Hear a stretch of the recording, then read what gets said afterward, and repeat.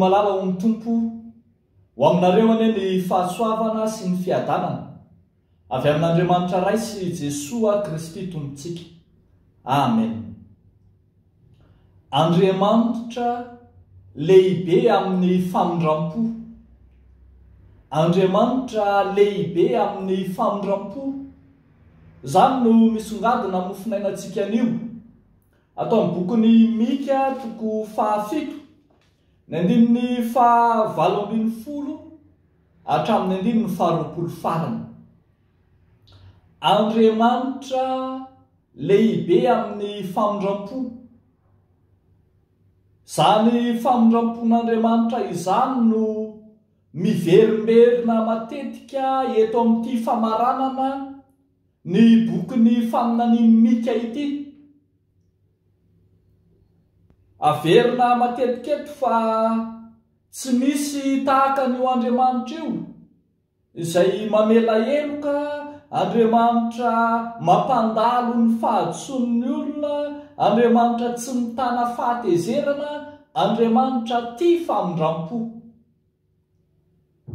Na dia nilomano tao anatin'ny faharatsiana sy ny fanompo-tsampy aza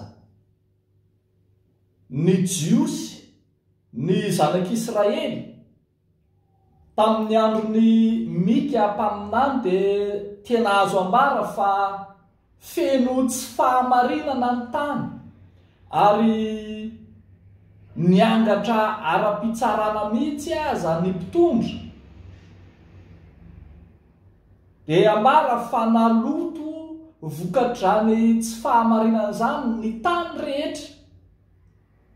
Kanefa rehefa nanaiky hitody doa amin'Andriamanitra ny vahoaka, rehefa nanaiky hifona sy mibebaka amin'Andriamanitra ny vahoaka, dia miseho eto amin'izay ilay Andriamanitra lehibe amin'ny famindram-po. Tsy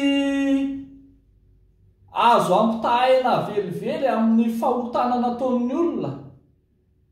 Ny alehibe ny famindram-pon'Andriamanitra. Tonga amin'ny fitenenana manao hoe là où le péché abonde, la grâce surabonde. Na ahoana fa eo amin'ny izay faratapon'ny fahotan'ny zanak'olombelona dia mbola mihoatra noho izany ny fahasoavana, ilay famindram-pon'Andriamanitra. Ambarany bokin'ny Eksodosy fa tena toetran'Andriamanitra mihitsy io famindram-po io. Ho ny bokin'ny Eksodosy toko 4:30 ny andininy 9 manao hoe amin'ny anaran'ny Tompo. Jehova nandalo teo anatrehany ka niantso hoe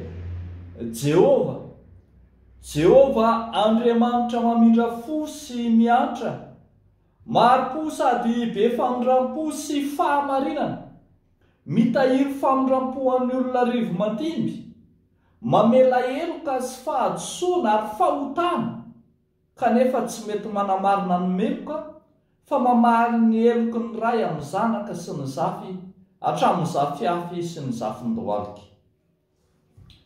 Ry havako malala ho ny Tompo, ny fepetra-ny famindram-pon'Andriamanitra dia ny faneken'ny olona hiverina sy hitodi-doha ho aminy. Raha mieky ny helon'ny olona dia Andriamanitra kosa tsy mahaela ny teny fikasana, fa mamindra fo dia mamindra fo aminy tokoa izy. Aseho eto ilay Andriamanitra mitady mandrakariva izay amonjena ny olona, ilay Andriamanitra lehibe amin'ny famindram-po. Ary tazantsika izany ny faratapo izany alehibe ny famindram-pon'Andriamanitra izany. Tao amin'nanirahany an'i Jesosy Kristy zanany, ilay tonga tetỳ amin'izao tontolo izao famelana ny heloky ny olona rehetra. I Jesosy Kristy ilay lehibe amin'ny famindram-po ka namindra fo na dia tamin'ny segondra farany azy alohan'ny hahafatesana. I Jesosy Kristy ilay lehibe amin'ny famindram-po ka namelan'ny olona ny heloko ny olona izay nanombo azy tamin'ny azo fijaliana azy. Mamelany helony ho izy fa tsy fantan'izay ataony. Rehavako malalo amin'ny tompo, tsarovy ary fa lehibe Andriamanitra, nefa fantatsika hatramin'izay lehibe Andriamanitra nahary izao tontolo izao, lehibe Andriamanitra mahery sy mampandresy, fa tsarovy koa fa lehibe amin'ny famindram-po Andriamanitra, ka natohina fahotana, natohina heloka vitanao. Raha miaika ianao, raha vonina anatona an'Andriamanitra ianao, dia mbola voafafany ihany zany, mbola avelany ihany zany, mbola tsy mitahiry izany fahadosoanao zany izy. Manana toky, manana fanantenana, mibanjina an' Jesosy Kristy ilay famindram-po, ilay lehibe amin'ny famindram-po, ilay lehibe indra fo sy mpamela heloka. Dia izy amela ny heloka ao rehetra. Mahatsiaro isika ry havako, rehefa nanontaniany olona Jesosy manao hoe impiry moa no tokony anotan'ny rahalahy amiko dia avelako ny helony. Ahitsika tsara ny valiteny izay tenenin' Jesosy, za tsy manao aminareo hoe hatramin'ny impito, fa hatramin'ny impito amin'ny fitopolo. Zany hoe lehibe tsy misy fetra ilay famindram-pon'Andriamanitra, tsy misy azo ferana. Eny, eo amin'izay misy ny fiaikena dia misy famindram-po mandrakariva.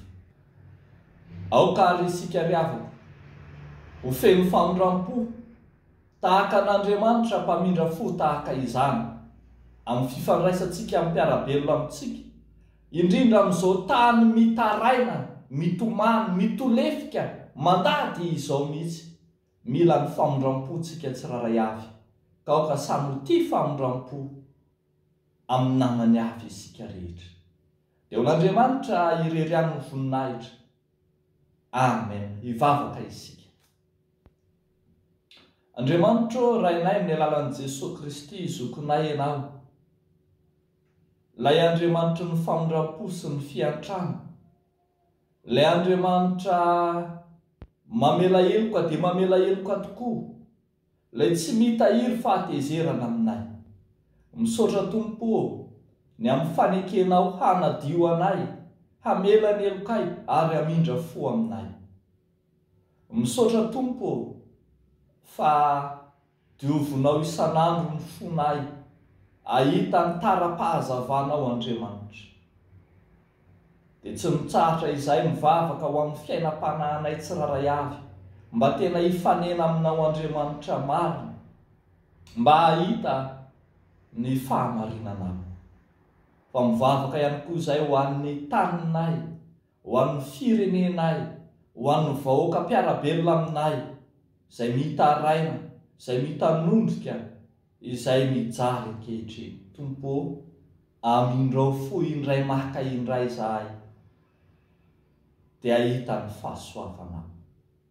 Amin'ny anaran'i Jesosy Kristy Tomponay, no anaovanay izany mivavaka izany.